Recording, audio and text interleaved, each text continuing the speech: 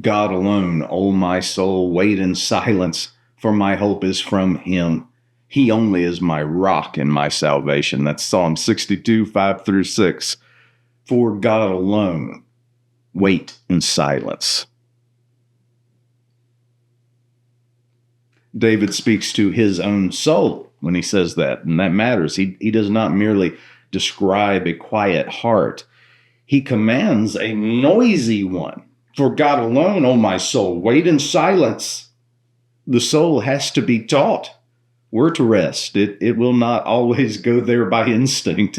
It will run toward explanations. It will run towards personalities, strategies, money, alliances, plans, whatever seems strong enough to hold the weight of that particular moment. But David says, God alone.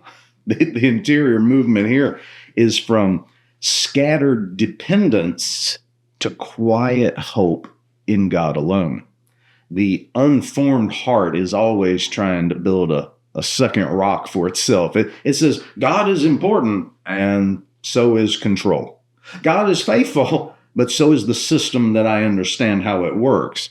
God is sovereign, but I would feel a whole lot better if the right leader, the right market, the right policy, the right outcome, and the right piece of information all lined up right in front of me in my favor. That would help. That is a weary way to live.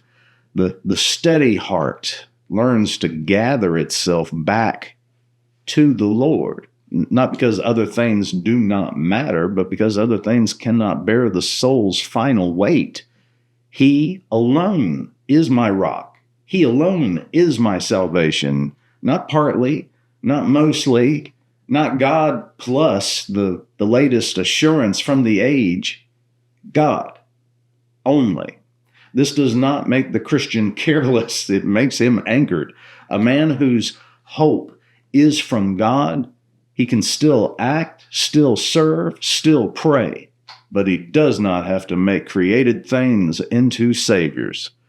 The public world trains us to scatter. It does. You know it does. One report sends the heart toward fear. Another sends it towards anger.